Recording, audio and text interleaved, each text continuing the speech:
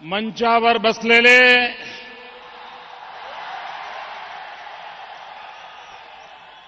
भारतीय जनता पार्टीचे राष्ट्रीय अध्यक्ष आदरणीय राजनाथ सिंह जी, आदरणीय नितिन गडकरी जी, श्रीमान गोपीनाथ जी मुंडे, श्री राजीव प्रताप रूडी जी, श्रीमान देवेंद्र जी, श्रीमान एकनाथ खड़से जी, भाई विनोद तावड़े जी, भाई आशीष शेलार जी, मंचावर बसलेले सगळे वरिष्ठ नेतेगण,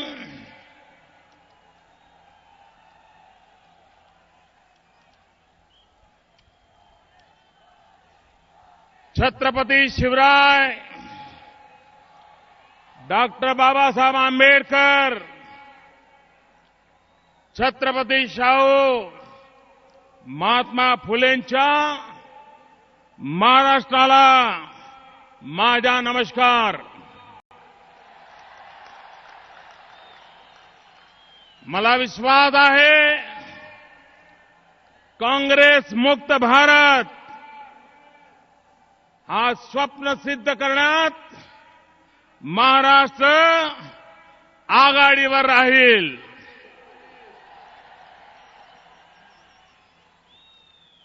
भाइयों बहनों,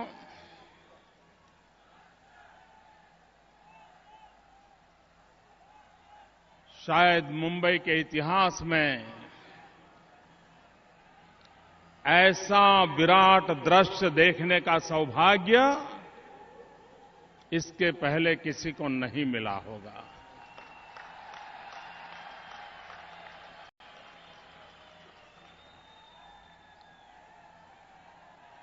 जहां तक नजर पहुंच रही है, माथे ही माथे नजर आ रहे हैं.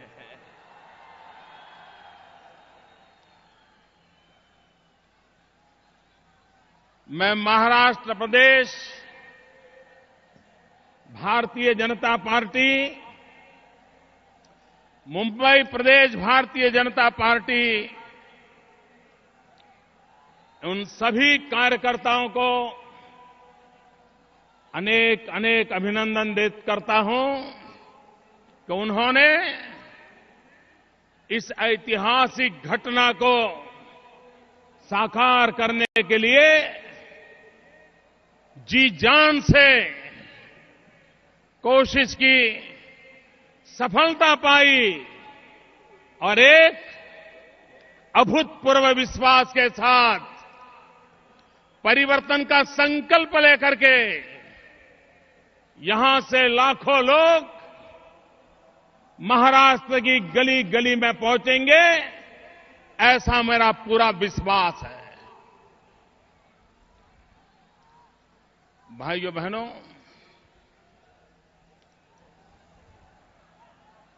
हम गुजरात वालों के लिए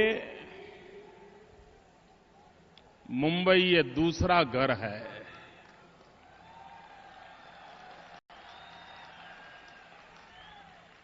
और मैं तो हमेशा अनुभव करता हूं कि गुजराती भाषा का जितना लालन पालन मुंबई में होता है, ऐसा लगता है मुंबई ये गुजराती भाषा का मायका है.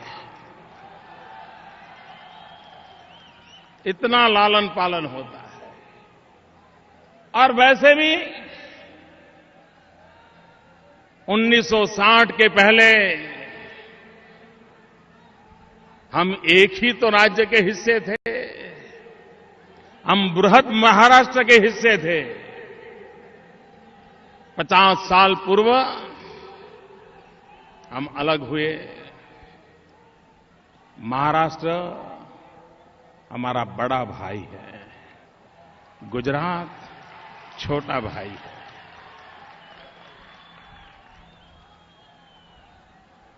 लेकिन भाइयों बहनों,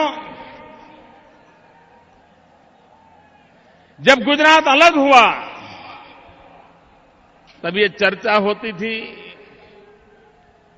कि राज्य प्रगति कैसे करेगा। पानी नहीं है,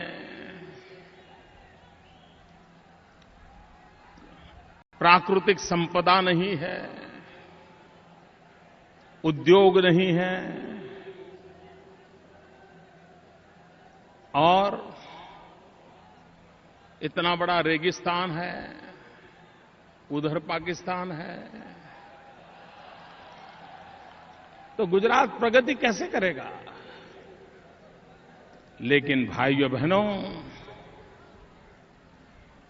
जब हम अलग हुए तब कुछ नहीं था, लेकिन आज गुजरात ने विकास की नई ऊंचाइयों को पार करके सामान्य मानवी का भला हो सकता है, सामान्य मानवी का कल्याण हो सकता है, परिस्थितियां पलटी जा सकती हैं, ये सिद्ध कर दिया है। भाइयों बहनों,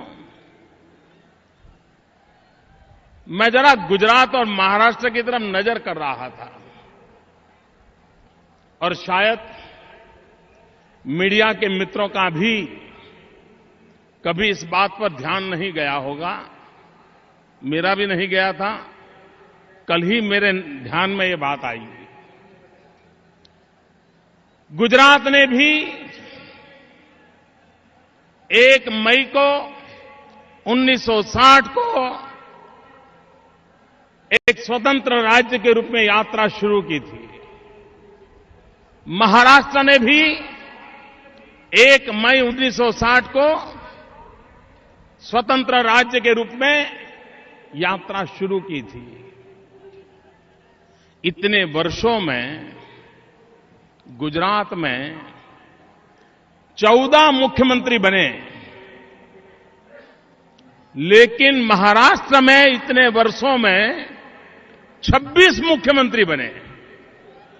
अब बताइए, यहां की राजनीति कैसी होगी, यहां के राजनीति के तौर तरीके कैसे होंगे। इतने ही समय काल में गुजरात में सिर्फ 14 मुख्यमंत्री, महाराष्ट्र में 26 मुख्यमंत्री। एक आता है तो दूसरा भगाने में लगा रहता है। भाइयों बहनों, कांग्रेस पार्टी का चरित्र जब तक हम नहीं समझेंगे, देश की समस्याओं का समाधान नहीं सूझेगा। मित्रों, देश की समस्याओं का कारण देश की जनता नहीं है। हमारी समस्याओं का कारण हमारी भूगोल नहीं है। हमारी समस्याओं का कारण हमारा इतिहास नहीं है। हमारी समस्याओं का कारण प्राकृतिक संपदा नहीं है। हमारी समस्याओं का कारण कांग्रेस शासित सरकारें हैं।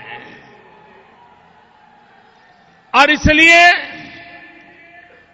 अगर समस्याओं से मुक्ति चाहिए तो उसका एक ही उपाय है, भारत को कांग्रेस से मुक्त करना होगा। कांग्रेस मुक्त भारत, ये सपना हमने साकार करना होगा। यही मुंबई की धरती है। आजादी के आंदोलन में अगस्त क्रांति मैदान से एक गुंज उठी थी, एक आवाज उठी थी, एक ललकार हुआ था, क्विट इंडिया। और पूरे देश में वो ललकार मंत्र बन गया था और आखिरकार अंग्रेजों को हिंदुस्तान छोड़ना पड़ा। ये मुंबई की धरती से उठी हुई आवाज, क्विट इंडिया का मंत्र भारत को आजादी दिला गया। भाइयों बहनों, उसी मुंबई की धरती से फिर एक बार आवाज उठनी चाहिए, कांग्रेस फ्री इंडिया। जिस धरती ने क्विट इंडिया का नारा दिया था, वो ही धरती ललकार रही है कांग्रेस फ्री इंडिया, कांग्रेस मुक्त भारत।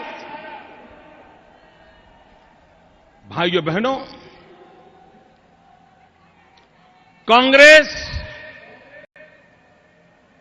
वोट बैंक की राजनीति में डूबी हुई है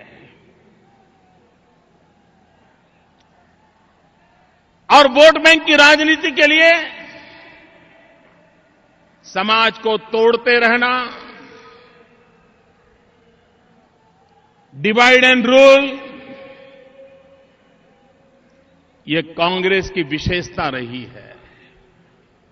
और अंग्रेजों के सामने लड़ते लड़ते कांग्रेस उनसे ये सीख लिया है, डिवाइड एंड रूल। देश आजाद हुआ तो देश का बंटवारा करके भारत मां के 3 टुकड़े कर दिए। आजाद हिंदुस्तान को एक तरफ सरदार पटेल ने एक किया, चारों तरफ एकता का मंत्र गूंजा, और दूसरी तरफ भाषावार प्रांत रचना के नाम पर कांग्रेस ने देश में भाई से भाई को लड़ाने का बीज बो दिया। गांव को शहर से लड़ाओ, शहर को गांव से लड़ाओ, नदियों के लिए लड़ो, पानी के लिए मरो।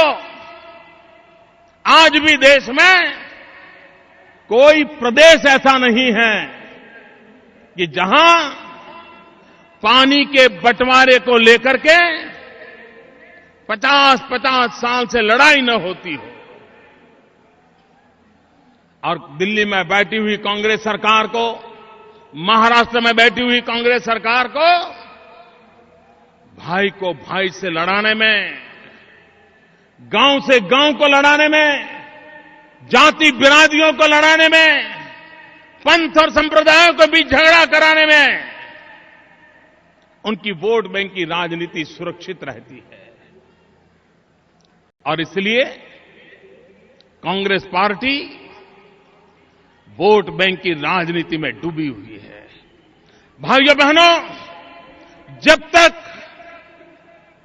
वोट बैंक की राजनीति से हम देश को मुक्त नहीं कराएंगे और देश को विकास की राजनीति के रास्ते पर नहीं ले जाएंगे, देश की समस्याओं का समाधान नहीं होगा। भाइयों बहनों, भारतीय जनता पार्टी ने अपनी आर्थिक नीतियों के द्वारा, अपने राजनीतिक दर्शन के द्वारा, अपनी कार्य संस्कृति के द्वारा ये सिद्ध कर दिया है कि भारतीय जनता पार्टी विकास के मंत्र को समर्पित है, विकास की राजनीति को समर्पित है। और विकास के बिना देश के गरीबों का, देश के गांव का, देश के दलितों का, पीड़ितों का, शोषितों का कल्याण नहीं होगा। हमारे बगल में मध्य प्रदेश है। अगर मैं गुजरात की चर्चा करूं तो कुछ लोगों के पेट में दर्द होना शुरू हो जाता है, इसलिए मैं गुजरात की चर्चा करना नहीं चाहता हूं। मैं आज मध्य प्रदेश की चर्चा करना चाहता हूं। मध्य प्रदेश बीमारू राज्य माना जाता था। कांग्रेस पार्टी के शासन ने मध्य प्रदेश को बीमारू राज्य बना दिया था, लेकिन शिवराज सिंह के नेतृत्व में भारतीय जनता पार्टी ने विकास की यात्रा को आगे बढ़ाया। आज मध्य प्रदेश बीमारू राज्य के कलंक से मुक्त हो गया। भाइयों बहनों, मध्य प्रदेश में खेती के क्षेत्र में, कृषि के क्षेत्र में कोई ज्यादा प्रगति नहीं होती थी, लेकिन शिवराज जी की सरकार ने, भाजपा की मध्य प्रदेश की सरकार ने सिंचाई के काम को बल दिया। अधिकतम भूमि में इरिगेशन के लिए धन खर्च किया। और भाइयों बहनों, आज मैं गर्व से कहता हूं, कोई जमाना था पंजाब, हरियाणा, उत्तर प्रदेश धान की खेती में नंबर 1 माना जाता था। देश के अन्न के भंडार इस राज्यों से भरे जाते थे। आज भारतीय जनता पार्टी की मध्य प्रदेश की सरकार के प्रयत्नों से, भारतीय जनता पार्टी की छत्तीसगढ़ की सरकार के प्रयत्नों से गेहूं और चावल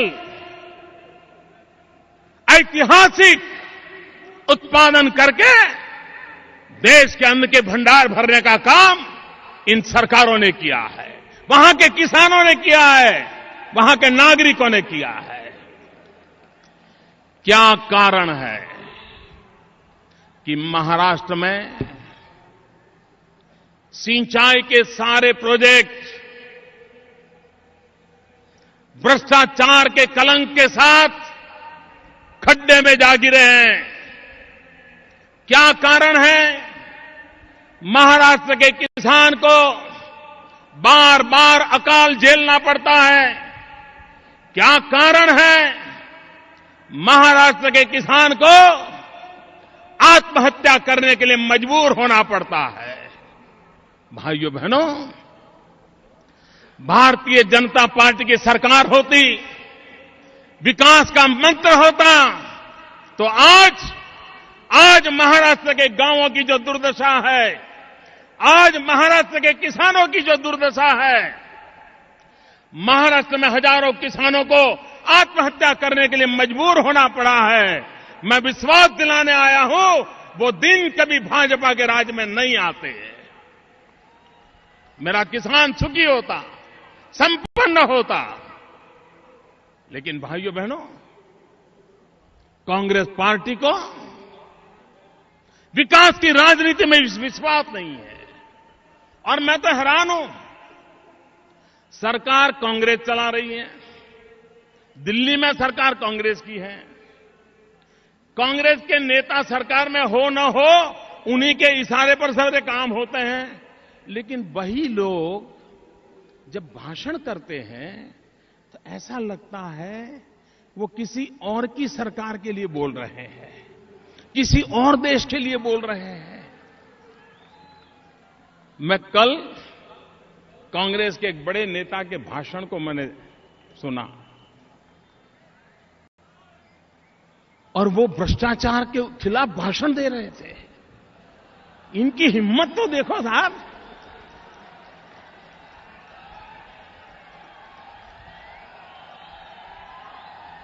कोई ऐसी हिम्मत नहीं कर सकता। इतने भ्रष्टाचार में डूबे हुए लोग, इतने बदनाम लोग, उसके बावजूद भी निर्दोष चेहरा बना करके भ्रष्टाचार के खिलाफ भाषण दे रहे हैं। और वक्रता देखिए, भ्रष्टाचार के आदर्श का घोटाला, उसका रिपोर्ट आता है, महाराष्ट्र सरकार के मंत्रियों को जिम्मेवार माना जाता है। एक तरफ उन भ्रष्टाचारियों को बचाने का निर्णय महाराष्ट्र की कांग्रेस सरकार करती है, और उसी समय दिल्ली में उनका एक नेता उपदेश दे रहा है। भाइयों बहनों, ये कांग्रेस को समझना होगा। वे बोलते एक हैं, करते दूसरा है। और वोट बैंक की राजनीति के सिवा भाइयों बहनों, कांग्रेस की पूरी जिंदगी संप्रदायवाद में डूबी हुई है। माइनॉरिटीज्म, संप्रदायवाद एक कांग्रेस की परंपरा रही है। डॉक्टर मनमोहन सिंह जी की सरकार ने जहां मुस्लिम अधिक हो ऐसे 90 जिले छांटे पूरे देश में से, और उनकी भलाई के लिए बड़ी बड़ी योजनाएं घोषित की, बड़ा बजट घोषित किया। हिंदुस्तान के मुसलमान भाइयों को लगने लगा कि चलो अब कुछ भला होगा। अखबारों ने भी बहुत कुछ लिखा, बड़ी वाहवाही हुई। अभी पार्लियामेंट में किसी ने सवाल पूछा कि आपने जो 90 जिलों के लिए योजना घोषित की थी, उन 90 जिलों में पिछले 3 साल में माइनॉरिटी के लिए क्या खर्च हुआ? भाइयों बहनों, मुझे कहना है, ये माइनॉरिटी के वोट का खेल करने वाली सरकार ने पार्लियामेंट में जवाब दिया है कि उस योजना में से 3 साल में 1 रुपया खर्च नहीं हुआ है, 1 रुपया खर्च नहीं हुआ है। ये वोट बैंक की राजनीति कैसी करते हैं, इसका ये जीता जागता उदाहरण है। भाइयों बहनों, गुजरात में भी ऑक्ट्रॉय की परंपरा थी, व्यवस्था थी, क्योंकि हम महाराष्ट्र से अलग हुए थे। हमारे यहां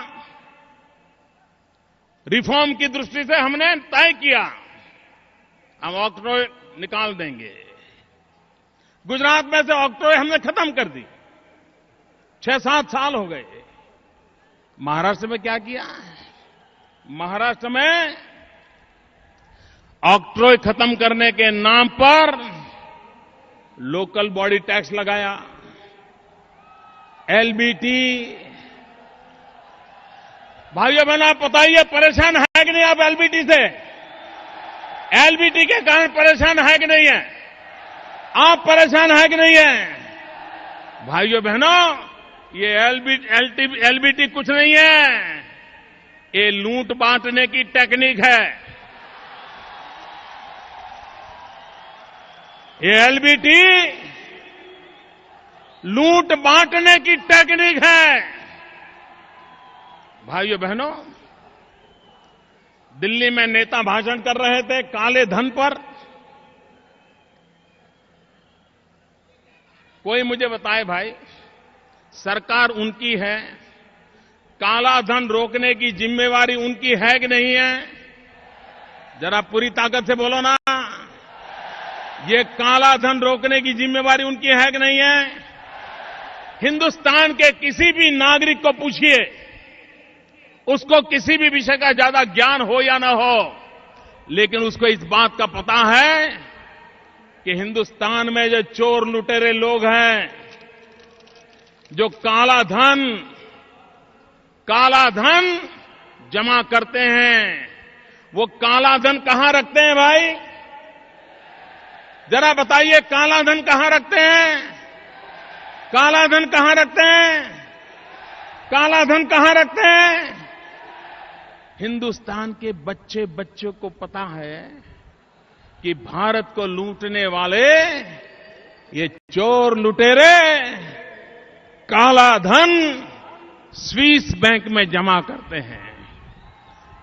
करते हैं कि नहीं करते भाइयों? करते हैं कि नहीं करते हैं? वो धन वापस लाना चाहिए, नहीं लाना चाहिए? वो लुटेरों ने लुटा हुआ धन गरीब के काम आना चाहिए कि नहीं आना चाहिए? वो धन गरीब के लिए खर्च करना चाहिए कि नहीं करना चाहिए? गांव गरीब किसान के लिए वो रुपया लगना चाहिए कि नहीं लगना चाहिए? भारतीय जनता पार्टी के सभी एमपी ने आडवाणी जी के नेतृत्व में लिख करके दिया कि भाजपा के एक भी नेता का एक नया पैसा किसी भी विदेशी बैंक में नहीं है, लिख करके दिया। हमने कहा कांग्रेस वाले लिख करके दो, तैयार नहीं है, लिख करके देने के लिए तैयार नहीं है। जो काले धन पर भाषण झाड़ते हैं उनको मैं कहना चाहता हूं, हिम्मत है तो पार्लियामेंट में कानून करो,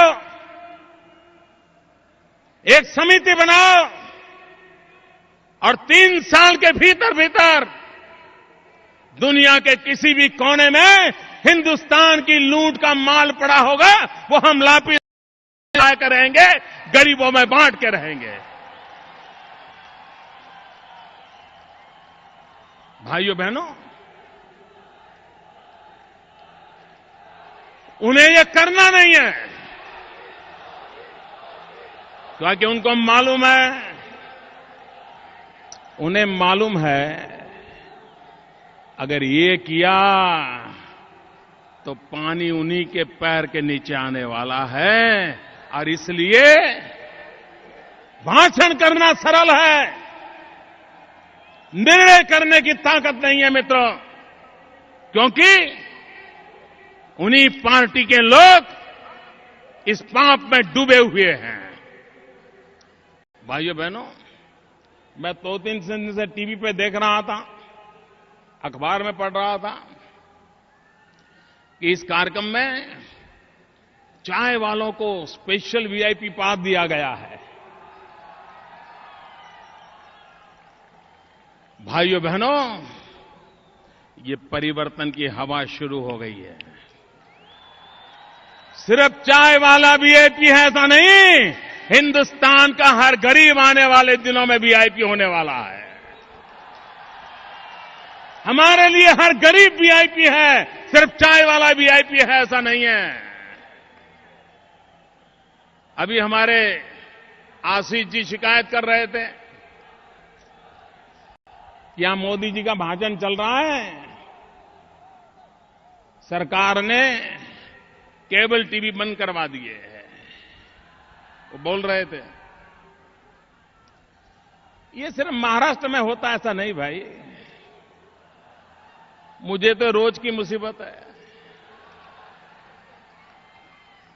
गैर बीजेपी सरकारें जहां जहां जाता हूं मैं, उनका यही रास्ता बचा है कि लोग मोदी को टीवी पे देख न ले।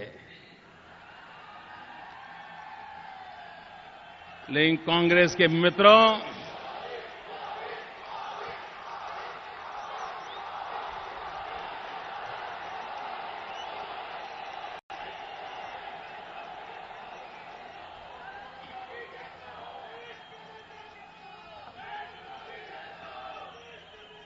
कांग्रेस के मित्रों, कान खोल करके सुन लो। टीवी के पर्दे पर मोदी हो या ना हो, मोदी देश की जनता के दिलों में जगह बना चुका है।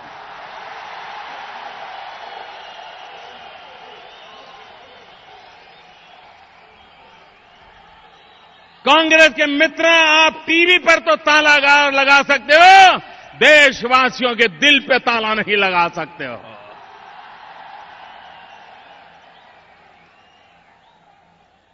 भाइयों बहनों, आज देश के सामने एक सबसे बड़ी समस्या है बेरोजगारी। देश का नौजवान रोजगार के लिए तरस रहा है, उसे रोजगार चाहिए, वो मेहनत करने के लिए तैयार है, वो अपना गांव, घर, परिवार छोड़ करके जाने के लिए तैयार है। लेकिन देश का नौजवान निराशा की गर्त में डूब चुका है। आप कल्पना कर सकते हैं, हिंदुस्तान के पास 65% से अधिक जनसंख्या 35 साल से कम उम्र की जनसंख्या है। जिस देश के पास इतनी युवा शक्ति हो, जो देश दुनिया का सबसे युवा हो, वह देश दुनिया में क्या कमाल नहीं कर सकता भाइयों। आप मुझे बताओ नौजवानों को रोजगार का अवसर मिलना चाहिए कि नहीं मिलना चाहिए? नौजवान को काम मिलना चाहिए कि नहीं मिलना चाहिए? नौजवान को सम्मान से जीने का अवसर मिलना चाहिए कि नहीं मिलना चाहिए? लेकिन भाइयों बहनों, दिल्ली सरकार के पास हमारे देश का नौजवान सम्मान से जिए, राष्ट्र के निर्माण में भागीदार बने, उसको अवसर मिलना चाहिए, ये इनकी योजना में कहीं नजर नहीं आता है। सारा विश्व स्किल डेवलपमेंट पर बल दे रहा है, अकेला हिंदुस्तान ऐसा है जो सिर्फ स्किल डेवलपमेंट માટે नई नई कमिटियां बनाता रहता है, प्रधानमंत्री की अध्यक्षता में कमिटियां बनती हैं और 3-3 साल तक कमिटियां की मीटिंग तक नहीं होती है। भाइयों बहनों, स्किल डेवलपमेंट पर बल देना चाहिए, हमारे गरीब मजदूर की डिग्निटी का सोचना चाहिए। भारत में मंत्र होना चाहिए, श्रम एव जयते, श्रमिक का सम्मान होना चाहिए, ये हमारे देश का मंत्र होना चाहिए। और हो सकता है, भाइयों बहनों, मैं गुजरात का उदाहरण देना चाहता हूं। हम सामान्य जीवन जीने वाले व्यक्ति की डिग्निटी के लिए क्या कर सकते हैं, और बजट खर्च नहीं होता है। हमने एक छोटा सा निर्णय किया, गरीब परिवार का बच्चा पढ़ाई नहीं कर सकता है तो आईटीआई में जाता है, टर्नर बनता है, फीटर बनता है, प्लम्बर बनता है, लेथ मशीन चलाता है, वायरमैन बनता है। यही छोटे छोटे काम साल, 2 साल, 1.5 साल के कोर्सेज करता है और फिर बेचारा नौकरी ढूंढता रहता है। हमने एक बड़ा ऐतिहासिक निर्णय किया।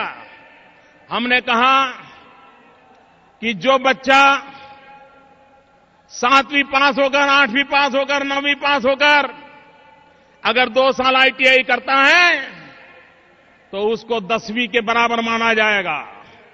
जो 10वीं के बाद आईटीआई करता है उसको 12वीं के बराबर माना जाएगा। और बाद में अगर वो डिप्लोमा इंजीनियरिंग जाना चाहता है तो उसी के सहारे जा सकता है। डिप्लोमा में अच्छा कर करके अगर वो डिग्री इंजीनियरिंग में जाना चाहता है तो वहां भी जा सकता है, उसके दरवाजे बंद नहीं होंगे। और उसके कारण जो गरीब मां का बेटा था, विधवा मां का बेटा था, उसको यह अवसर मिला है। क्या हिंदुस्तान में नहीं हो सकता है? लेकिन भाइयों बहनों, देश के नौजवानों की दिल्ली में बैठे हुई कांग्रेस की सरकार को न चिंता है न परवाह है। इतना ही नहीं, भाइयों बहनों, भ्रष्टाचार, इतना भयंकर भ्रष्टाचार, क्या इस देश को भ्रष्टाचार से मुक्ति मिलनी चाहिए या नहीं चाहिए? भ्रष्टाचार जाना चाहिए, भ्रष्टाचार खत्म होना चाहिए। हो सकता है दोस्तों, मैं आपको उदाहरण देता हूं, हो सकता है। भाइयों बहनों, महाराष्ट्र और गुजरात मैं एक बड़ा मजेदार उदाहरण देता हूं आपको। हमारे गुजरात में चेक पोस्ट है भिलाड़ में, और आपके महाराष्ट्र में चेक पोस्ट है अछाड़ में।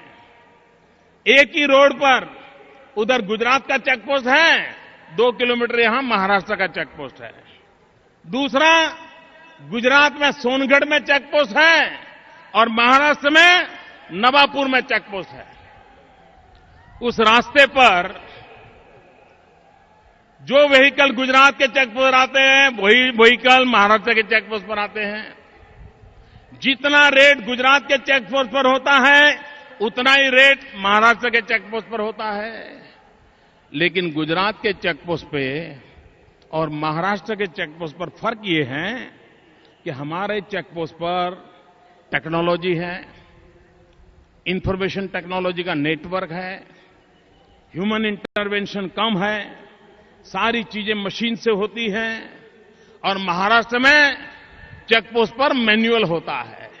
और परिणाम क्या है मित्रों, पिछले 10 साल में महाराष्ट्र के चेक पोस्ट की इनकम 437 करोड़ है, 437 करोड़, और गुजरात के चेक पोस्ट की इनकम है 1470 करोड़। महाराष्ट्र से उसी चेक पोस्ट पर गुजरात की इनकम 1033 करोड़ रुपया ज्यादा है। आप मुझे बताइए, ये महाराष्ट्र के 1033 करोड़ रुपया गए कहां गए भाई? ये कांग्रेस ने जवाब देना चाहिए कि नहीं देना चाहिए? हिसाब देना चाहिए कि नहीं देना चाहिए? भाइयों बहनों, ऐसा नहीं है कि समस्याओं का समाधान नहीं है। आज आप कोई भी नौजवान होगा, कितनी ही डिग्री पास की होगी, लेकिन वो बेचारा अप्लाई करता रहता है नौकरी के लिए। नौजवान अप्लाई करते रहते हो ना, नौकरी लिए अप्लाई करते हो ना, अप्लाई करते हो, एग्जाम देते हो, फिर भी भरोसा है नौकरी मिलने का? जरा बोलो ना, है भरोसा? मार्क्स अच्छे हैं, एग्जाम दी है, पेपर अच्छा गया है, लेकिन इंटरव्यू आने से पहले खोजता है यार कोई पहचान वाला ढूंढना पड़ेगा, कोई सिफारिश करना वाला ढूंढना पड़ेगा। अगर सिफारिश नहीं होगी तो एग्जाम में मार्क कितने ही क्यों ना आए हो, सिफारिश के बिना नौकरी मिलनी नहीं है। और सिफारिश के लिए क्या चाहिए? महात्मा गांधी चाहिए, महात्मा गांधी वाली नोटों का बंडल चाहिए। महात्मा गांधी की तस्वीर वाली नोटों का बंडल नहीं है तो इंटरव्यू में कुछ नहीं होता है। यह हालत है कि नहीं मित्रों? यह हालत है कि नहीं? गरीब मां का बेटा सिफारिश कहां से लाएगा? विधवा मां का बेटा गांधी छाप नोट कहां से लाएगा? क्या वो ऐसी जिंदगी जिएगा? भाइयों बहनों, उसका उपाय है। हमने गुजरात में एक प्रयोग किया। हमें टीचर्स की भर्ती करनी थी, 13,000 टीचर्स की भर्ती करनी थी।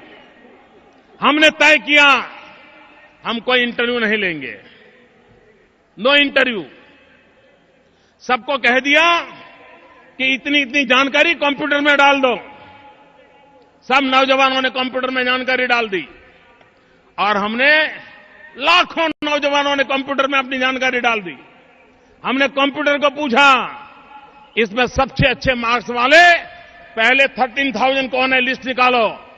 कंप्यूटर ने जिसकी लिस्ट निकाली उसके घर नौकरी का ऑर्डर चला गया, वो टीचर बन के आज काम कर रहा है। मित्रों, कौन कहता है भ्रष्टाचार नहीं जा सकता है? भाइयों बहनों, अगर एक बार देश तय करें कि हमें इन परिस्थितियों को पलटना है तो भाइयों बहनों स्थितियां बदली जा सकती है। यहां महाराष्ट्र में आपको 24 घंटे बिजली मिलती है भैया? जरा बोलो तो। गांव में बिजली आती है? नहीं आती है ना? आपके पड़ोस में गुजरात में 365 दिन 24 घंटे बिजली मिलती है, 24 घंटे बिजली मिलती है। मैं कभी बाय रोड सापुतारा से कभी शिरडी गया, कभी नासिक गया, तो रास्ते में जो गांव के बोर्ड लगे रहते थे, तो मैंने एक बार पूछा, मैंने कहा भाई अब ये गांव महाराष्ट्र का है, गुजरात का पता कैसे चलता है? सारे बोर्ड एक जैसे हैं।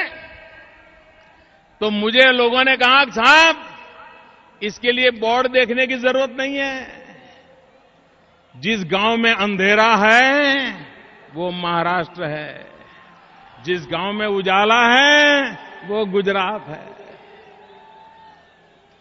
क्यों भाइयों? और उसका कारण है इनकी नीतियां जिम्मेवार है। भाइयों बहनों, आपको मालूम होगा एक सरदार सरोवर डैम गुजरात में बना है नर्मदा नदी के ऊपर।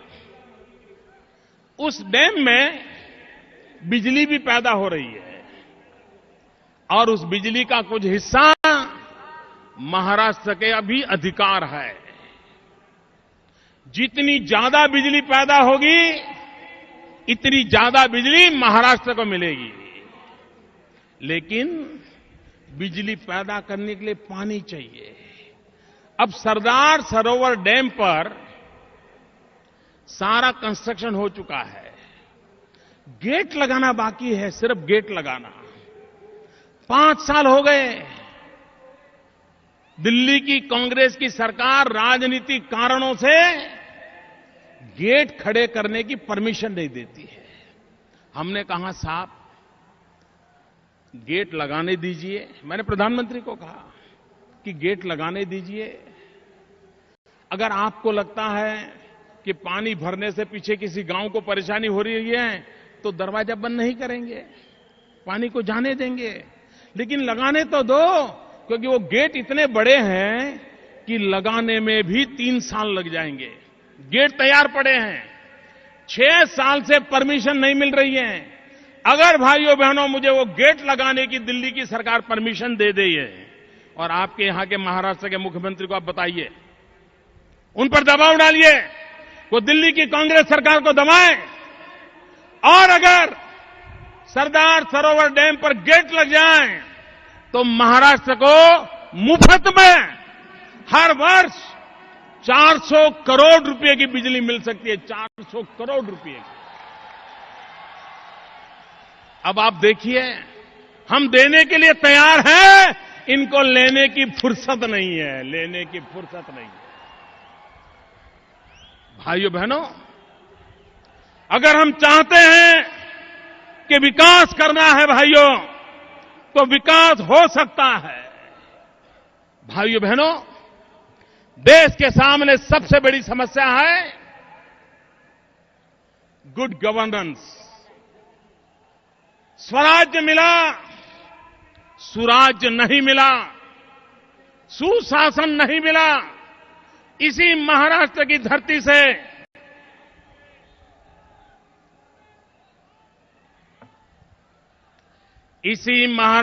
धरती से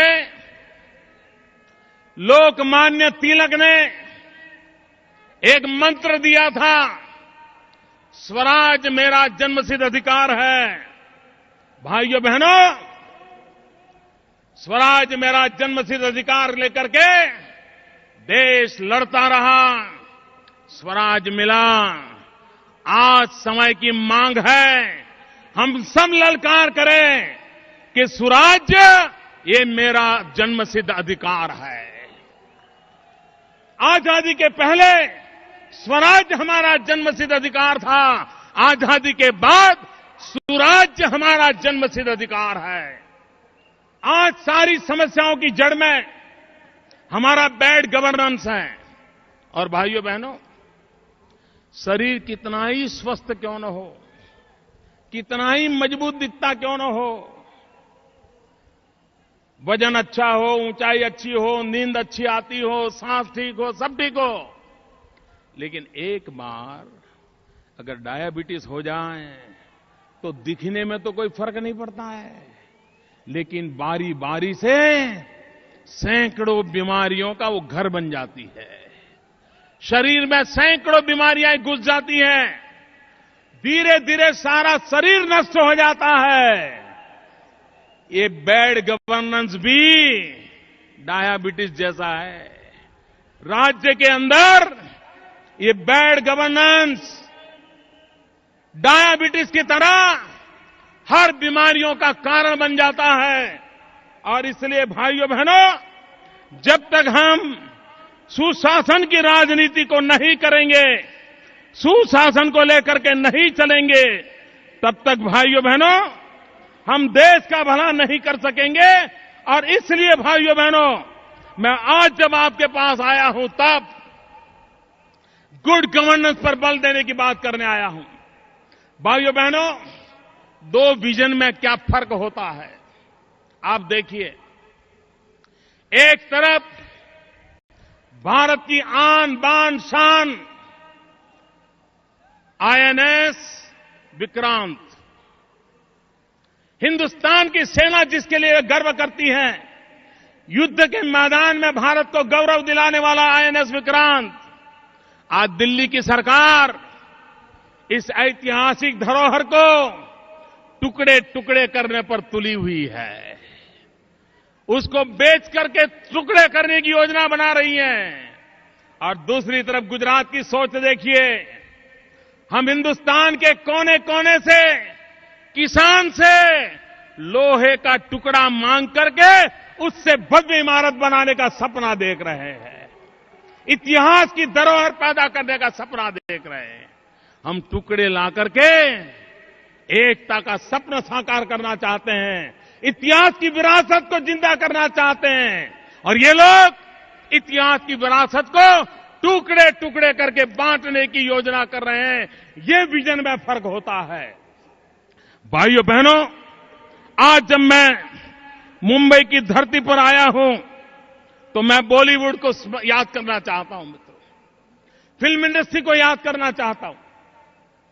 भाइयों बहनों, ये फिल्म इंडस्ट्री का शताब्दी का वर्ष है। दुनिया में इतनी भाषाओं में फिल्म बनती हो, इतनी मात्रा में फिल्म बनती हो, ऐसा विश्व में कहीं नहीं है। हमारे पास एक अनमोल खजाना है, अनमोल ताकत है। अगर विजन होता, समझदारी होती और दिल्ली की सरकार ने, महाराष्ट्र की सरकार ने फिल्म इंडस्ट्री की शताब्दी को नई ऊंचाइयों पर ले जाने का एक महत्वपूर्ण मुकाम बनाया होता, सेमिनार हुए होते, टेक्नोलॉजी के संबंध में बातें हुई होती, भारत के निर्माण में उनके योगदान की बातें हुई होती, नए सपने देखे गए होते। क्या भाइयों बहनों इतनी फिल्में बन रही हैं? क्या एक हिंदुस्तान में फिल्म यूनिवर्सिटी होनी चाहिए कि नहीं होनी चाहिए? एक full fledge university film industry के लिए, ह्यूमन रिसोर्स डेवलपमेंट के लिए, टेक्नोलॉजिकल रिसर्च के लिए, हिस्ट्री की रिसर्च के लिए होनी चाहिए कि नहीं होनी चाहिए? लेकिन भाइयों बहनों, ये वोट बैंक की राजनीति में डूबे हुए लोग इतने महत्वपूर्ण अवसर को भी उन्होंने खो दिया, क्योंकि वो वोट बैंक की राजनीति में डूबे हुए हैं। भाइयों बहनों, आज मैं आपको एक नारा बुलवाना चाहता हूं। बोलेंगे? पूरी ताकत से बोलेंगे? पूरी ताकत से बोलेंगे भैया? देखिए, चुनाव में दल के लिए वोट मांगे जाते हैं। इतने सारे चुनाव हुए देश में, दल के लिए वोट मांगे गए हैं। लेकिन मैं चाहता हूं 2014 के चुनाव में दल के लिए वोट न मांगा जाए, देश के लिए वोट मांगा जाए। दल से बड़ा देश होता है। और इसलिए भाइयों बहनों, हम एक मंत्र लेकर के जाना चाहते हैं। 2014 के चुनाव में मुंबई से उठी हुई आवाज हिंदुस्तान में पहुंचाना चाहते हैं। और हम देश को कहना चाहते हैं कि 2014 के चुनाव में दल के लिए नहीं, देश के लिए वोट करिए। और हम कहना चाहते हैं, vote for India, vote for India. भाइयों बहनों, मैं बोलता हूं, आप पीछे बोलना वोट फॉर इंडिया। बोलेंगे? आपको बोलना है वोट फॉर इंडिया, बोलेंगे? वंशवाद से मुक्ति के लिए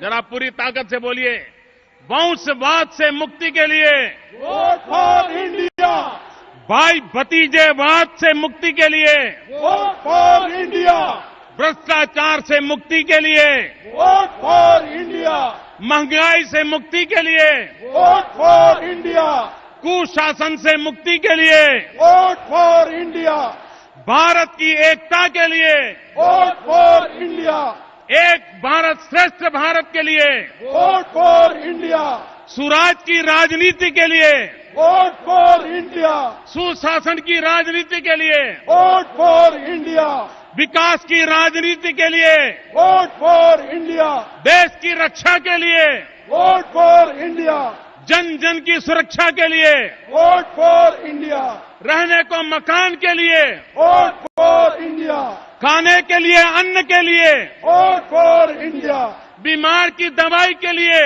वोट फॉर इंडिया, दरिद्र नारायण की भलाई के लिए, वोट फॉर इंडिया, शिक्षा में सुधार के लिए, वोट फॉर इंडिया, युवाओं को रोजगार के लिए, वोट फॉर इंडिया, नारी के सम्मान के लिए, वोट फॉर इंडिया, किसानों के कल्याण के लिए, वोट फॉर इंडिया, स्वावलंबी भारत के लिए, वोट फॉर इंडिया, शक्तिशाली भारत के लिए, वोट फॉर इंडिया, समृद्धिशाली भारत के लिए, वोट फॉर इंडिया, प्रगतिशील भारत के लिए, वोट फॉर इंडिया, भाइयों बहनों, vote for India, vote for India, vote for India, इस मंत्र को लेकर के हम देश के कोने कोने में पहुंचे।